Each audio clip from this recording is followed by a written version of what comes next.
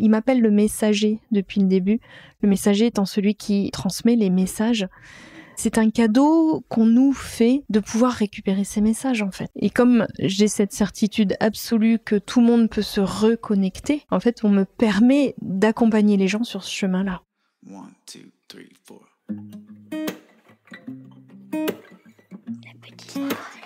4.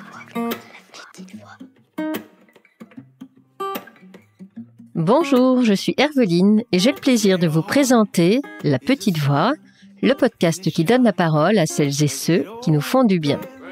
J'ai une conviction, c'est que l'on peut parler avec des thérapeutes passionnés de bien-être, de développement personnel et même de spiritualité, sans blabla et parfois même avec humour. En tout cas, promis, toujours avec émotion. Aujourd'hui, je me réjouis d'accueillir Lucille Frichet, médium.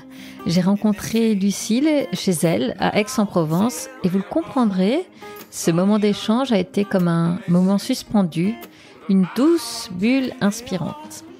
Alors, attention, derrière sa douceur, Lucille cache un tempérament déterminé d'une femme qui a connu la vie effrénée de businesswoman qui cherchait, sans jamais la trouver, l'équilibre entre sa vie pro et sa vie familiale. À l'époque, la médiumnité était bien éloignée de son quotidien. Sauf que voilà, un jour, sa petite voix lui a parlé. D'abord en mettant son corps à l'arrêt total, puis de manière très directe en lui soufflant des messages à l'oreille. Ce jour-là, Lucille a entamé une lente et grande transformation qui l'a obligée à faire tomber ses croyances, son ego, sa vie d'avant. Bienvenue dans un épisode plein de lumière et de bonnes ondes. Avec Lucille, nous avons parlé d'une vie à 100 à l'heure dans un métier qu'elle adorait, d'une découverte de la méditation qui a tout changé et de son nouveau job de médium qui délivre les messages que nous avons besoin d'entendre. Bonjour Lucille, bienvenue dans La Petite Voix. Bonjour, merci beaucoup de m'accueillir. C'est toi qui m'accueilles dans ton cabinet, près d'Aix-en-Provence. Tu t'appelles donc Lucille Frichet, tu as 45 ans. Et tu es devenue, il y a quelques années, et un peu contre toute attente, et on en reparlera, médium. Absolument, exactement. Voilà. Bon, j'ai envie de dire, là, en introduction aussi de cet épisode, que, j'allais dire on se connaît, mais non, en fait. Mais toi, en revanche, tu me connais un peu, puisqu'on a fait une séance, j'ai eu la chance de vivre une séance avec toi vendredi dernier. Et franchement, après 5 ans et demi de petite voix, et je ne sais pas combien d'années de rendez-vous avec des thérapeutes, j'arrive quand même à être étonnée, c'est même trop faible, mais vraiment bouleversée. Et notamment, c'est ce que j'ai vécu avec toi vendredi. Donc, je voulais te remercier encore pour cette séance. Ouais, je te remercie. Je te remercie de ce retour parce que c'est toujours vibrant pour moi d'avoir les retours des uns et des autres. Un retour comme ça me permet en fait de savoir qu'on est sur le bon chemin, d'avoir les informations nécessaires pour les uns et les autres. C'est quand même extra. Enfin, rencontrer nos guides, c'est quand même pas tous les jours. Et encore une fois, tu me connais pas, tu connais pas ma vie. Et très très vite, tu m'as emmené au cœur du sujet. Donc c'est ça qui est très étonnant. Mais on va y revenir. Là, on est en train déjà de plonger dans la médiumnité. Mais en réalité, il y a encore 10 ans, on était tellement loin. Et c'est de ça dont on va commencer là à parler ensemble. Tu as d'abord été juriste et dans les ressources humaines pendant 20 ans dans le monde du BTP. Donc, autant dire que là, on est dans un tout autre monde. Est-ce que tu peux me parler de cette femme que tu étais à l'époque ? Alors oui, en effet, ça n'est pas du tout une première vie professionnelle pour moi, puisque moi j'ai fait des études de droit social à la Sorbonne, pour être après embauchée en tant que juriste et puis évoluer en tant que RH, très loin, mais vraiment très loin de ce monde spirituel, puisque je ne suis pas élevée dans un monde comme ça. Je n'avais d'ailleurs aucune ouverture, pas aucun intérêt, mais plutôt de la méfiance sur ce qui pouvait se passer. Et je pense que si on avait eu cette conversation il y a 10 ans, j'aurais probablement dit « Ouh là là, faut se méfier, il y a plein de gens qui surfent sur le malheur des autres ». Je n'avais absolument aucune ouverture particulière à ce moment-là. Et moi, j'ai plongé dans une vie trépidante, de juriste, d'entreprise, en tant que salarié. Et j'aime bien le raconter parce qu'en fait, j'ai découvert qu'on peut tous se reconnecter à ces guides. Et j'ai envie de dire, je suis la preuve qu'on n'a pas besoin d'être né, élevé dans une famille ouverte pour se reconnecter. Et c'est surtout ça que j'espère être interpellant, ouvert pour les autres. L'image qui me vient en t'écoutant, c'est que du coup, t'as grandi et toute ta première partie de vie, tu l'as passée dans un monde très terrien, très matériel, son côté péjoratif. Mais qu'est-ce qui t'avait orienté vers ces études-là de juriste et de RH ? Alors, ma mère est elle-même a un cursus très juridique, donc c'est quelque chose que je connaissais. C'est quelque chose qui me vibrait. J'avais véritablement les bons réflexes. J'avais quelque chose qui me permettait d'avoir la bonne analyse au bon moment. Je le dis comme ça parce que je sais aujourd'hui que j'étais déjà accompagnée. Oui, en fait, c'est ça, c'est ce que j'allais te dire. Ça venait pas de nulle part. Non, ça venait pas de nulle part. Je disais souvent, oulala, j'ai ma petite lampe rouge qui s'allume. Il faut que je me pose parce qu'il y a quelque chose qui nous échappe. Et en permanence, je savais derrière ce qui nous échappait. Clairement, ça venait brosser mon ego, puisque j'étais très forte dans ce que je faisais. Et d'ailleurs, on m'a porté beaucoup peau nue grâce à ça. Et puis, je me suis rendu compte, et ça, j'ai mis des mots il y a très peu de temps dessus. Les gens ont toujours aimé travailler avec moi. Mais je me suis rendu compte que, en fait, je n'écoutais pas les problèmes des gens. J'écoutais les gens qui avaient un problème. Et donc, je répondais à la mesure de ce dont la personne avait besoin pour répondre à son problème juridique. Donc, ce que j'entends, c'est que tu aimais vraiment ce que tu faisais. Alors, j'aimais vraiment ce que je faisais. J'aimais travailler avec les gens. J'ai aimé les entreprises dans lesquelles j'ai été, parce que il y a eu un petit bout de sécurité humaine dans un groupe, puis effectivement de BTP sur les 15 dernières années. J'ai aimé ce que je faisais. D'ailleurs, je ne suis pas partie par dépit ou par crise de la quarantaine ou je ne sais quoi, ou par suite au Covid. Tout le monde me pose la question. Pas du tout. Pas du tout. C'est un vrai choix aujourd'hui. Mais moi, j'ai aussi noté quand on a échangé que c'était quand même une vie trépidante. Alors, tu le dis, t'aimes l'action, mais enfin là, c'était quand même beaucoup. Oui, parce que ça nécessitait beaucoup de déplacements, ça nécessitait des horaires très larges, et puis on se donne peu le droit de prendre des vacances réellement, puisqu'il faut toujours être dans la disponibilité des opérationnels qui peuvent avoir besoin soit d'un conseil juridique, soit d'un conseil RH. Et d'une certaine manière, j'avais le sentiment que ma responsabilité était d'être toujours disponible. Pour moi, c'était normal de courir entre la crèche, les avions, les trains, arriver à 23h, faire un bisou alors qu'ils dormaient, avoir des nounous le matin, le soir. Voilà, ça faisait partie du quotidien. J'étais pas en équilibre. Je le sais aujourd'hui, j'étais pas en équilibre entre mon travail, moi, parce que c'est vrai qu'on s'oublie au milieu de tout ça, mon travail, moi, et ma famille. Et mon corps me l'a rappelé. Voilà, c'est là où je voulais en venir aussi, c'est que il y a eu ce moment en 2014 où, tu sais, l'image qui me vient, c'est comme la première fissure à travers laquelle la lumière va percer, mais sauf que elle vient de manière pas très sympathique puisque tu tombes malade en 2014, c'est ça ? C'est ça. En 2014, j'ai déjà mon deuxième enfant, ce qui est un événement fantastique que l'on a chez soi, et en même temps un nouvel équilibre à trouver. Et alors qu'il vient de naître, j'ai une spondylarthrite, donc c'est une maladie auto-immune qui se déclare. Alors elle se déclenche parce que terrain génétique. Okay. Elle se déclenche aussi parce que bouleversements hormonaux suite à la grossesse. Et la spondylarthrite a cette spécificité, c'est qu'on a des inflammations dans toutes les articulations. Je me suis retrouvée avec un nouveau-né, un tout petit, auquel je ne pouvais même pas donner le biberon parce que je pouvais plus plier les mains à ce moment-là. Il me fallait quelque chose de dur à vivre, que j'appelle les murs, moi. Sans mur, moi je fonce tête baissée. En fait, je pense qu'on est nombreux comme ça. Non, je vois pas du tout. Et il me fallait un vrai mur pour que ça s'arrête vraiment. Alors le mur, il n'a pas été en 2014, puisqu'en 2014 j'ai eu ces douleurs et ces difficultés à plier les mains, mais elles étaient raisonnables, puisque le moment très très dur, ça a été 2016 en fait. En fait, quand tu dis raisonnable, moi ce que j'entends c'est suffisamment supportable pour que je continue ma vie à 100 à l'heure, c'est ça ? T'as complètement raison. Pour que je reprenne cette vie, congé maternité terminé, fini, enfant à la crèche, zou, c'était reparti.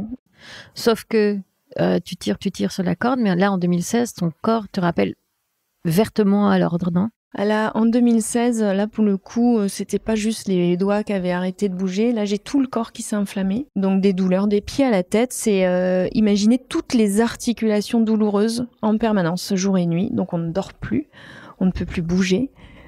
Dès qu'on fait le moindre mouvement, d'ailleurs même sans mouvement, ça fait des douleurs terribles. C'est ce qu'on appelle un pic inflammatoire. Et jusque-là, j'avais pas eu des traitements très invasifs, on va le dire comme ça. J'avais eu des anti-inflammatoires et puis quelques Doliprane pour baisser la douleur. Et je m'en accommodais très bien, mais là, c'était plus gérable. Et pour la première fois de ma vie, j'ai été stoppée entièrement. On m'a mise à la maison pendant 3 mois. C'est marrant, en le disant, ça me serre encore le cœur. Il y a quelque chose qui n'est pas fini.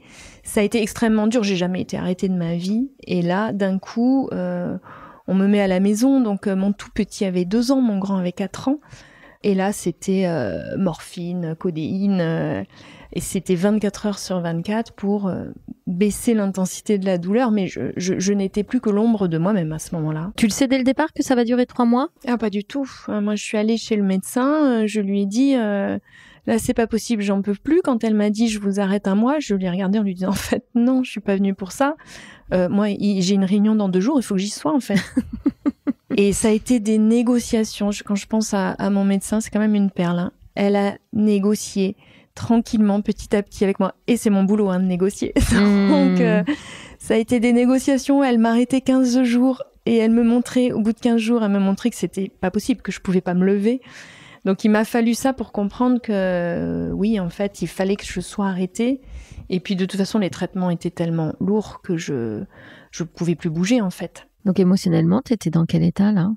C'est marrant parce que je me posais la question en même temps que je te le racontais et il y a comme une espèce de trou noir. C'est quelque chose qui a été tellement violent, émotionnellement, physiquement, moralement, que il y a comme une absence de mémoire sur le sujet.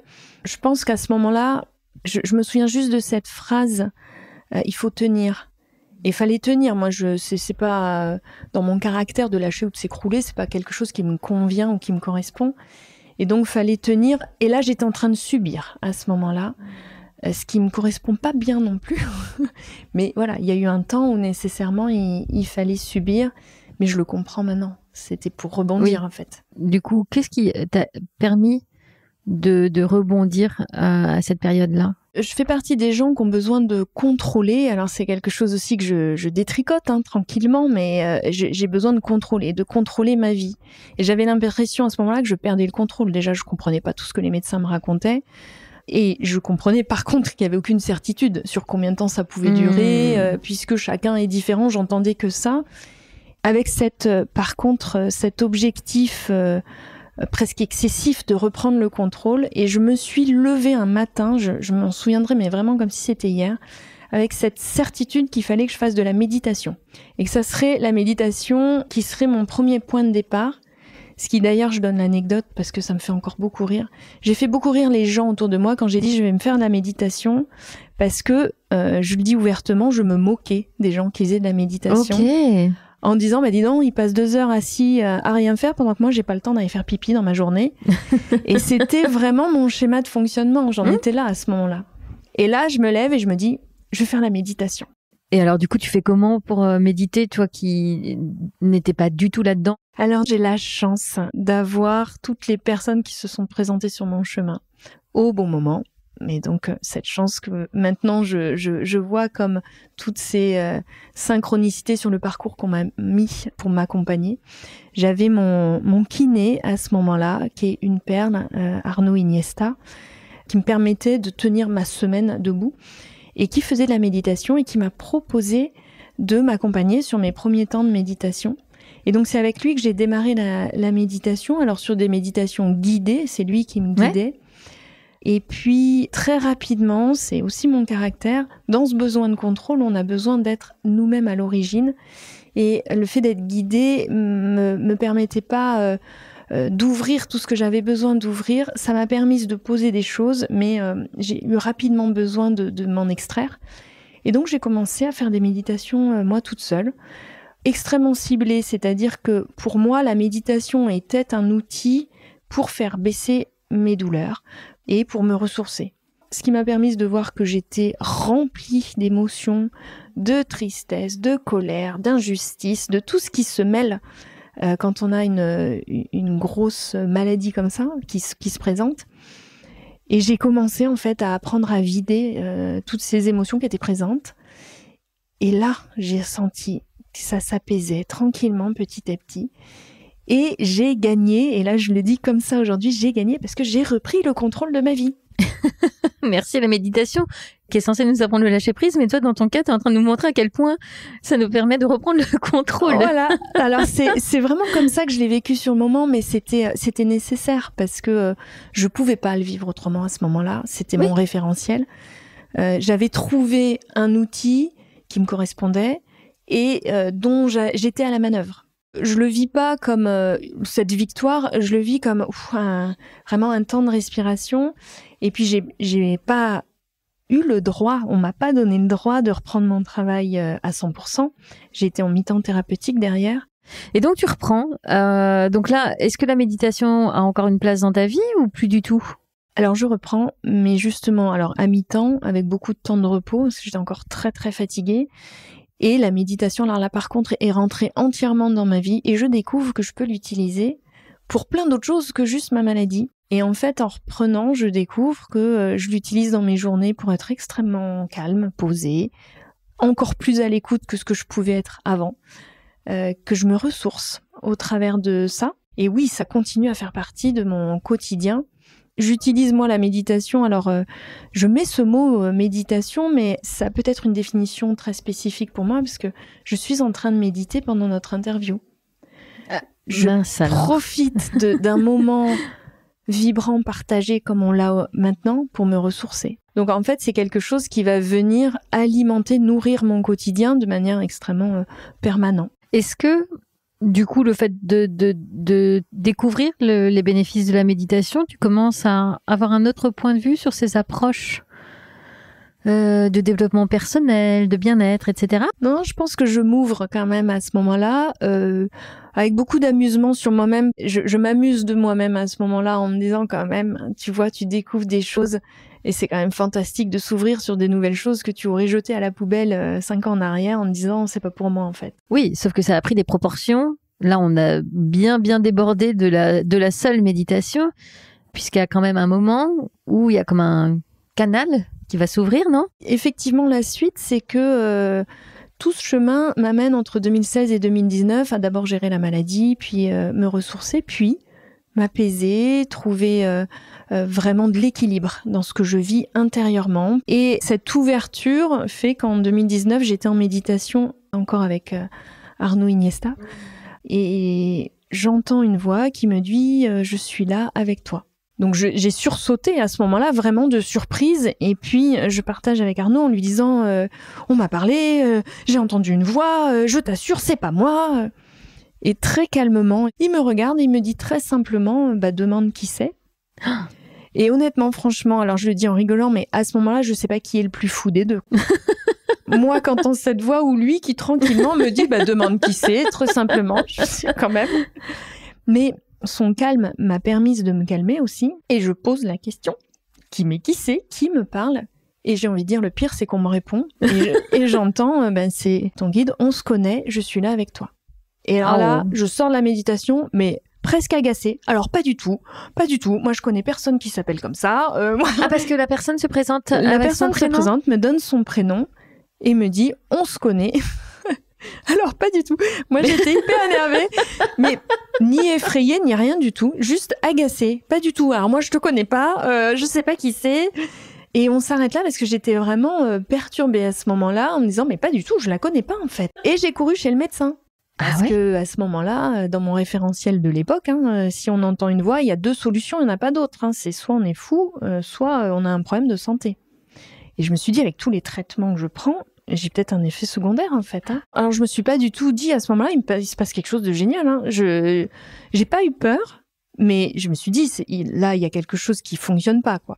Et alors, ce qui est assez amusant, c'est que je vais chez le médecin presque honteuse d'avoir à expliquer que j'entends une voix. J'ai pas réussi à lui dire un truc pareil. Je me suis dit, elle va m'enfermer, en fait. Donc, t'as dit quoi ? C'était bizarre, qu'il se passait des trucs. je tournais autour du pot. Mais moralité de l'histoire, on a fait quand même l'IRM de la tête. Ah ouais. J'étais jusqu'à lui dire, on regarde la schizophrénie, tout ça. Moi, je veux pas avoir... Oui, moi, j'étais pas à l'aise à ce moment-là du tout. Et puis, elle me dit, avec toutes les années que vous venez de traverser, vous devez être fatiguée. Et là, deuxième certitude, la même que le matin où je me suis levée pour me dire, je fais de la méditation. Là, j'étais en face d'elle et je me suis dit, non, c'est pas ça. Je sais que c'est pas ça. J'ai été très fatiguée, ça oui. Mais là, je suis pas du tout fatiguée, je suis en pleine forme là. Je suis très sereine. C'est pas ça. Il se passe autre chose. Et du coup, je me dis, au final, je n'ai pas de culture sur ce sujet-là, je n'ai jamais rien lu sur ce sujet-là. Donc je me dis, je vais continuer comme ça. Je ne lis rien, je n'écoute rien. Comme ça, je reste dans l'objectivité de ce qui se passe. Et par contre, je vais écouter cette voix, je vais noter ce qu'elle m'explique. Et puis, je vais décider moi-même, toute seule, dans quelques mois, si je suis complètement folle dingue ou s'il se passe quelque chose qui me dépasse. Et alors là, il va se passer des choses assez perlées parce que c'est pas comme une conversation comme on peut avoir aujourd'hui, en tout cas à ce moment-là. Elle prenait contact avec moi quand j'étais disponible. Et donc, il s'est passé des trucs assez épiques. C'est-à-dire, je me suis cassé la figure dans ma douche de surprise parce qu'elle me parle dans ma douche en me disant le mari, on a le même. Donc, je suis sautée, j'ai regardé derrière moi et alors, hyper agacée. Pas du tout. Moi, je restais dans cette... Alors, à ce moment-là, Arnaud me dit, regarde dans ton arbre généalogique, regarde. Et je découvre dans mon arbre généalogique une personne qui porte ce prénom. Et je découvre que son mari porte le même prénom que le mien. Et donc, de manière très pragmatique à ce moment-là, je me dis, c'est très bien, c'est dans mon arbre généalogique, donc j'ai pu en entendre parler au cours de conversations familiales. Moi, je suis extrêmement sceptique à ce moment-là. C'est drôle comme on essaie toujours de se raccrocher à quelque chose de tangible, en fait. Exactement. Et c'est là où ça a continué derrière, où j'ai continué à entendre des choses de manière assez... perler comme ça, c'était pas du tout quotidien, dans des moments où je m'y attendais pas du tout, parce que j'avais pas l'ouverture à ce moment-là. Et là, c'est toujours la même personne, c'est toujours la même voix. Je sais que c'est une femme, je sais donner un âge approximatif avec le timbre de voix. Pardon, on peut la nommer depuis tout à l'heure, je me dis mince, on lui donne pas de nom. Oui, alors elle s'appelle Alice. Ok. Et alors aujourd'hui, elle a passé le relais parce que c'était prévu, manifestement. Donc je suis accompagnée par d'autres guides et d'autres énergies. Mais c'est elle qui m'a expliqué, en fait, ce qui se passait. Donc, les infos te viennent comme ça un peu au compte-gouttes. Je crois que tu me disais que même dans ta vie pro, ça va s'inviter. Ça va s'inviter, en fait, de plus en plus fréquemment. Où pendant que je suis avec d'autres gens, j'entends ce qu'ils vivent, j'entends ce qu'ils ont vécu, j'entends les problèmes qu'ils peuvent avoir. J'ai des images de là où a vécu petit quelqu'un et où il s'est passé quelque chose. Et donc en fait, j'ai des informations comme ça qui viennent de manière assez anarchique à ce moment-là. Et du coup, ça vient parce que à un moment donné, donc j'ai écouté pendant presque 1 an, où on m'a expliqué qu'on est accompagné d'énergie qui nous entoure, que je m'étais reconnectée. Donc tout ça, j'écoute.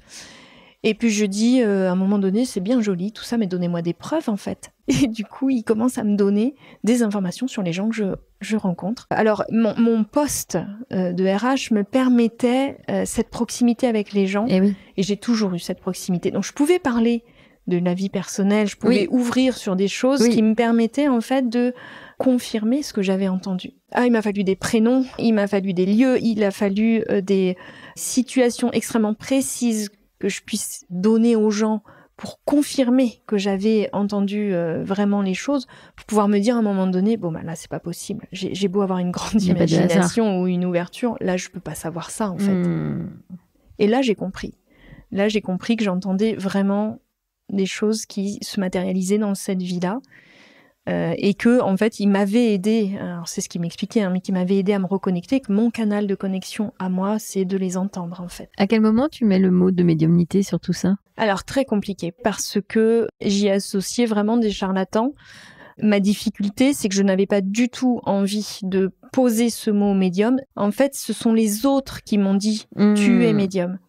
Et en fait, c'est par le retour des autres que je me suis dit mince alors. Est-ce que c'est vraiment ça le mot associé à ce que je fais aujourd'hui, à ce que je peux proposer aujourd'hui? Autour de moi, on m'a dit tu ne seras pas lisible, on comprendra pas ce que tu proposes si tu n'affiches pas que tu es médium. D'où le fait que oui, j'ai fait un grand chemin pour ça, quoi. Ça veut dire que là, on vient de passer une belle étape, c'est que tu as commencé à dire autour de toi que tu recevais des messages. Alors, c'était très confidentiel à ce moment-là. Alors, j'en ai parlé tout de suite à mon mari, qui a suivi toutes les étapes, les unes après les autres. Il a écouté, il m'a accompagné, il m'a soutenu sur tout ça. Et puis, au bout du chemin, quand je lui ai dit, j'ai quelque chose à faire, me dire, mais en fait, moi, j'entends rien, je ne perçois pas tout ça, mais je te crois. J'ai la chance d'avoir pu le dire très rapidement à mes parents. Ok. Qui donc, on revient au début de l'entretien, n'était pas du tout là-dedans. N'était pas du tout là-dedans. Et avait même, je pense, le même regard que moi, de l'inquiétude par rapport à tout ça. Et j'ai la chance de leur avoir dit assez vite, parce que, évidemment, je n'avais pas avec moi l'arbre généalogique. Il a fallu que je demande l'arbre généalogique. Et que tu expliques. Et que mon père, qui ne pose jamais de questions habituellement, m'a fait passer un interrogatoire sur le pourquoi je voulais l'arbre généalogique.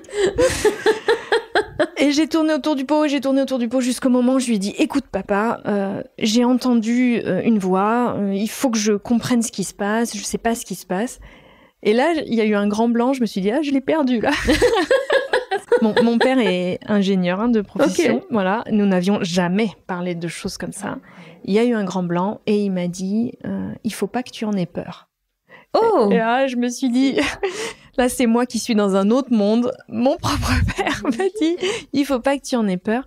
Est-ce que lui aurait pas lui-même une forme de canal qu'il a jamais... Alors, il me dit que non, aujourd'hui.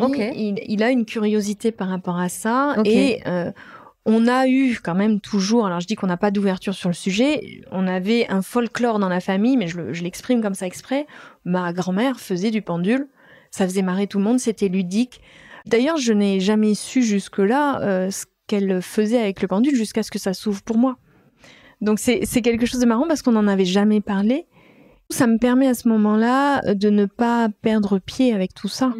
Pour moi, ça reste à prouver encore. Et les gens que j'aime sont au courant. Voilà. Je suis à ce moment-là toujours RH. Et d'ailleurs, en 2019, je n'ai quitté mon travail qu'en 2022. Donc j'ai toute cette période-là où ça s'ouvre et ça s'ouvre et ça s'ouvre, où j'ai des preuves à n'en plus finir, que j'entends un tas de choses qui pourraient aider tout le monde. Et est-ce que tu as plaisir à ça, à te découvrir ce nouveau rôle-là? Oui, je le vis véritablement comme un cadeau, en fait. Comme un cadeau qu'on me fait, qu'on nous fait, en fait. Parce que c'est pas uniquement pour moi. Il m'appelle le messager depuis le début. Le messager étant celui qui transmet les messages. Et c'est un cadeau qu'on nous fait de pouvoir récupérer ces messages, en fait. Et comme j'ai cette certitude absolue que tout le monde peut se reconnecter, qu'en fait, on a tous cette faculté, en fait, on me permet d'accompagner les gens sur ce chemin-là. Tu l'as apté pour toi, c'est OK. Avec tes proches, c'est OK. Mais à quel moment tu vas faire cette bascule où tu vas te dire, en fait, c'est bon, arrêtez de pousser là-haut, j'ai compris, je lâche mon job et puis ça devient mon métier. Mais en fait, je me retrouve dans une réunion avec les représentants syndicaux où on est en train d'échanger sur un sujet qui est assez compliqué, où ça discute pas mal. Et je me retrouve presque à négocier quelque chose avec eux. En tout cas, on avait une discussion assez soutenue. Et j'entends que lui, il se passe ça pour lui en ce moment, que elle vit quelque chose. Et en fait, je suis à la fois en train d'essayer de mener des discussions et en même temps, j'entends toutes ces informations. Et je me retrouve obligée de dire on va faire une pause, de sortir, de respirer. Il y avait un brouhaha autour de moi terrible. Et je sors hyper énervée en disant mais qu'est-ce que vous voulez de moi en fait? Moi j'ai un travail, j'ai une vie, j'ai des enfants, j'ai un mari. Je peux pas recevoir tout ça. Et j'entends à ce moment-là, c'est le moment. Tu es prête, il faut que tu en fasses quelque chose. Tu dois mettre à disposition ton histoire, tu dois raconter tout ce qui s'est passé, tu dois accompagner les gens dans leur ouverture, avec ta façon d'être, avec ce qui s'est passé pour toi, pour les aider à ouvrir, à comprendre ce qu'ils ont vécu, ce qu'ils vivent aujourd'hui, pourquoi ils sont là. C'est ton rôle ici d'accompagner les gens et tu dois le faire. On passe par toutes les phases. Moi, je suis assez académique. Ok, c'est le moment, mais qui je suis pour proposer ça? J'ai pas de diplôme de médium. Qui va me suivre, en fait? Je suis inconnue. Je vais expliquer que je suis pas née là-dedans et que tout d'un coup ça s'ouvre. Mais enfin, qui ça va amener, quoi? Donc, ça a été un travail assez fort pour moi. Et puis, on passe pas facilement de la posture de responsable RH dans une holding d'un grand groupe au fait, j'entends deux voix, je vais vous aider. Donc, il y a tout un chemin à faire lié aussi au regard des autres, au jugement, à la posture, à l'ego, qui vient dire c'est quand même plus facile en société de dire tu travailles dans un grand groupe que je suis médium, j'entends des voix. Mais vous inquiétez pas, je suis pas du tout perchée, tout va bien. Et ça, c'est quelque chose qui m'a accompagnée énormément dans ce que je propose aujourd'hui, c'est d'avoir une approche qui est complètement pragmatique, cartésienne, et d'expliquer que justement, c'est dans notre vie là qu'on est accompagné, et c'est pour ça qu'on a besoin de ces informations-là. Il m'a fallu une bonne année et demie, pendant laquelle d'ailleurs j'ai fait une formation pour devenir thérapeute énergétique. Il me fallait un titre. Il me fallait quelque chose qui puisse être entendable par les autres. Donc je me suis dit, voilà, je vais faire ça. Et ça a été incroyable, cette formation, parce que révélateur que, en fait, j'avais tout à ma disposition. Et c'est pas que ce qu'on me proposait, c'était pas bien. C'était juste que c'était pas moi. Moi, j'avais ce qu'il fallait. Je savais ce que je pouvais en faire. Et en fait, ce parcours-là m'a permis de poser mon socle pour me dire, en fait, je sais ce que je peux proposer. Alors du coup, dis-moi, en quoi ça consiste? Moi, je le sais parce que j'ai eu la chance de le vivre, mais est-ce que tu peux dire en quoi consiste une séance quand on l'a fait avec toi? Pour moi, ce qui est nécessaire, c'est de le vivre ensemble. C'est-à-dire que moi, je peux tout à fait me connecter au guide de la personne et transmettre un message. Mais en fait, si la personne ne le vit pas profondément, elle va pas libérer profondément, comprendre profondément, puis libérer profondément. Donc, j'emmène les personnes avec moi à la rencontre de leur guide. Donc, on va en fait se connecter au guide de la personne et on va ouvrir les connexions ensemble. Donc, c'est vraiment faire circuler l'énergie pour qu'on soit dans une ouverture, dans une disponibilité la plus entière. Et puis, on va monter en vibration. Alors, monter en vibration, c'est pas du tout quelque chose de perché ou d'inatteignable. C'est tout simplement que, en faisant augmenter l'énergie qui nous entoure, on a accès en fait à ces énergies plus subtiles, donc ceux des guides, et de bien d'autres énergies qui nous accompagnent. Et on va aller rencontrer des guides qui vont donner les informations dont la personne a besoin aujourd'hui pour avancer. Alors on va aux archives, que j'appelle moi la bibliothèque, parce que la première fois que je l'ai vue, c'est une bibliothèque, les archives akashiques. Je n'ai jamais entendu le mot akashique. J'ai entendu le mot archive, j'ai entendu le mot bibliothèque. On m'a dit que ça s'appelait les archives akashiques dans la façon dont je retranscris ce qu'on récupère là-bas, puisqu'en fait, nous allons consulter tous les livres de notre histoire. Alors, histoire avec un grand H, l'histoire de notre âme, c'est-à-dire l'histoire de cette vie-là et l'histoire de nos vies d'avant. Et du coup, l'explication de qui l'on est ici, pourquoi on vit les événements aussi de cette manière-là. Si je peux partager ce que j'ai vécu moi en séance, donc de l'autre côté, pas du tien, c'est qu'en fait, déjà, on l'a fait à distance parce que tu travailles aussi bien à distance que ici dans ton cabinet près de Aix. Moi, je l'ai vécu comme une méditation, comme un exercice de visualisation où assez vite, tu m'as emmené avec toi dans certaines scènes très précises avec mes guides, un ange, etc.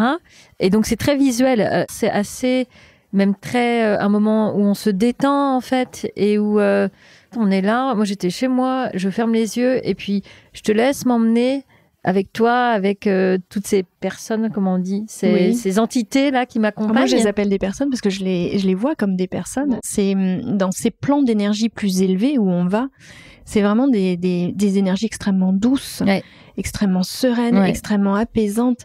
Et j'ai beaucoup de gens qui me disent « Oh, j'avais pas envie de revenir !» Et je comprends parce que vraiment, il y a toute cette douceur, cet équilibre, cette sérénité dans ces plans de vibration plus élevés. Mais ce qu'on m'explique depuis le début, c'est qu'en fait, on va vivre ça pour le ramener ici, dans notre monde terrestre physique, et l'incarner dans ce monde terrestre physique.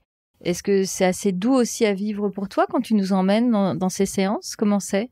à vivre? Alors c'est doux et en même temps ça peut être trop puissant pour moi parce qu'on a chacun nos connexions à des énergies très particulières et il y a des énergies qui sont extrêmement puissantes à recevoir pour moi parce que ce ne sont pas les miennes, ce sont celles de la personne que j'accompagne. Elle les rencontre, elle les vit. Et moi, je les retranscris. Mais du coup, parfois, c'est extrêmement puissant. Donc moi, tout simplement, je demande à faire baisser l'intensité pour moi, pour que je puisse continuer à accompagner. Oui, tu es dans un dialogue permanent. Voilà, on sentait que toi, il y avait un truc très, très fluide dans ton échange avec ces entités-là. Moi, je discute avec eux, en fait. Ouais. On peut avoir une discussion comme on a là, qui est très fluide, très simple, très facile. Et puis, parfois, c'est un peu plus énigmatique. Donc je pose beaucoup de questions dans ces cas-là pour être absolument certaine d'avoir compris le sens. Et d'ailleurs, souvent, il me change le mot que je retranscris. Donc il faut que je puisse récupérer tout ce qu'ils veulent te dire. Et puis, il me donne en fait des images où je vais aller décrypter l'image. Est-ce que c'est une vie antérieure? Est-ce que c'est un symbole? Est-ce que c'est ce qu'elle vit aujourd'hui? Est-ce que c'est ça qu'il faut qu'on aille libérer? Donc en fait, tu vois, tout ce questionnement, je le fais. C'est comme une enquête? Oui, complètement. Ce qui est important, c'est qu'on va chercher la source de ce dont on a besoin aujourd'hui. Et se retrouve en satellite autour de cet événement de source énormément de choses qui se sont ancrées aussi à leur tour. Je peux avoir un événement source qui a fait que je me suis renfermée parce que j'ai une mémoire de rejet qui est très forte. Et du coup, en événement satellite, j'ai des peurs, j'ai des absences de confiance en moi, j'ai des angoisses. Et en fait, tout ça, c'est satellite. Et souvent, on travaille, en fait, on observe, on identifie ce haut de l'iceberg, ce qui est identifiable. Mes peurs, je sais pas pourquoi. Mais oui, c'est ça, c'est ce que j'étais en train de penser en t'écoutant. On peut aller voir un psy et beaucoup travailler sur soi. Mais là, en fait, la racine, elle nous échappe complètement consciemment puisque ça remonte potentiellement à d'autres vies, etc. Donc, bien sûr qu'on n'a pas l'info. Alors, elle nous échappe, en effet, consciemment parfois. Et puis, alors, quand on va la chercher et qu'on met des mots, à l'intérieur, ça vibre. Et les gens me disent, j'aurais jamais imaginé que c'était ça la source, mais je sais même pas pourquoi je pleure, je sais même pas pourquoi. Mais en fait, le je sais même pas pourquoi, il vient expliquer que la source est dans une vie antérieure et que ça a des conséquences dans cette vie-là. C'est ça. Et c'est ça qu'on va aller chercher. On va pas aller chercher des vies antérieures pour aller chercher des vies antérieures. On va aller chercher ce qui vient être limitant, bloquant, mais pas que. Ce qui vient aussi nous permettre d'avoir des réponses, des enseignements, des compréhensions. La première fois qu'un ange s'est présenté en séance avec quelqu'un qui était accompagné par un ange, je me suis mise à rire. Et j'ai dit, mais c'est quoi ce délire? On n'est pas à Walt Disney ici, hein. Ah, mais complètement. Et alors là, je me suis fait reprendre de volée par mon guide qui m'a dit, maintenant tu te concentres. Oups. Mais je ne m'attendais pas déjà à ce qu'on me dise c'est un ange. Je n'avais rencontré à ce moment-là que des énergies de guidance, des guides, des énergies qui nous accompagnent, des défunts qui nous accompagnent. J'avais pas rencontré d'autres énergies. Et là, qu'on me dise c'est un ange, je me suis dit, mais non, mais c'est quoi ça encore? Donc, je ne vois pas du tout un petit enfant avec des ailes ou je sais pas quoi. J'ai en fait une signature d'énergie, il y a une énergie qui est d'une puissance, d'une douceur, d'une luminosité qui est très spéciale, très particulière, qui est associée à l'énergie des anges. Et en fait, j'ai mis un temps à me détacher de mes propres limitations. Ça nous emmène quand même à la fin de l'entretien avec quelques questions rituelles. Mais là, tu es au courant parce que je te les ai soumises quand même avant. Ma première question, d'habitude, je demande est-ce que tu es à l'écoute de ta petite voix? Donc là, oui. Mais alors plutôt comment tu l'écoutes, cette petite voix? Je l'écoute, mais je suis comme tout le monde. C'est-à-dire qu'il y a des fois où je l'écoute pas. Et j'ai mis en place des indicateurs qui me permettent aussi de me rappeler. Et bien parfois, je ne suis pas à l'écoute de ce qui m'est donné. Ou j'ai pas envie, il y a peut-être de ça aussi, j'ai pas envie. Et donc, j'ai des indicateurs et cette fameuse maladie dont on a parlé tout à l'heure a été pour moi évidemment ce cadeau de l'ouverture de ce chemin, mais est aussi aujourd'hui pour moi cet indicateur, c'est-à-dire que dès que j'ai mes inflammations qui remontent, c'est pour moi un indicateur qu'il y a quelque chose à écouter, à comprendre, à faire. Et c'est, je dirais, pour moi, un deuxième indicateur que les voix que je peux entendre, qui me permet vraiment de m'accompagner sur mon chemin. Est-ce qu'il y a un livre qui t'a accompagné? Alors, il y a un livre qui m'a accompagné, que justement Arnaud m'avait proposé, qui s'appelle « L'âme du monde » de Frédéric Lenoir. En fait, je l'ai lu ce livre avant que ça s'ouvre pour moi, tout ça. Je l'ai relu après. Et c'est incroyable. Des fois, j'ai l'impression de lire ce que les guides m'expliquent. Okay. Et c'est assez vibrant pour moi de lire quelque chose où j'ai l'impression de lire ce que mes guides m'expliquent. Alors, ça n'est pas spécifique spiritualité, c'est vraiment sur des réflexions sur l'âme du monde. Et je le trouve extrêmement fort dans ce qui est amené. Ok. Et est-ce que tu as un rituel bien-être quotidien ? Alors, j'ai un rituel où j'ancre des moments de conscience dans ma journée. Okay. Alors, moi, j'ai des respirations tous les jours. Et alors, un truc incroyable, c'est qu'on oublie de se faire des moments de bien-être dans sa journée. Donc, je les ai calés. Alors, je n'ai qu'un café par jour qui est celui après le repas.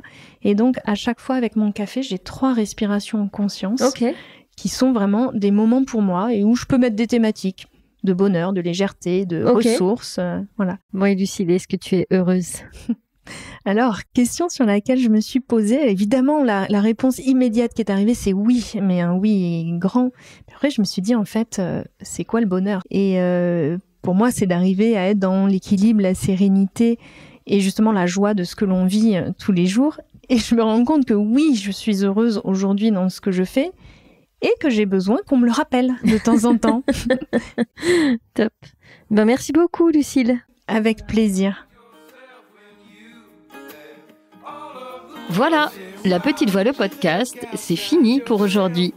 Si vous avez aimé cet épisode, parlez-en autour de vous. Vous pouvez aussi me le dire avec des bonnes notes et des commentaires sur votre plateforme de podcast favorite. Ça aide vraiment à le faire découvrir à d'autres auditeurs. Si vous voulez prolonger les échanges, je vous donne rendez-vous sur Instagram, Facebook, YouTube ou TikTok. Oui, tout ça en cherchant La Petite Voix, le podcast. Encore mieux, abonnez-vous à ma newsletter sur mon site lapetitevoix.co. Un mardi sur 2, je vous raconte tout ce que je n'ose pas raconter ailleurs. Alors prenez soin de vous et je vous dis à bientôt.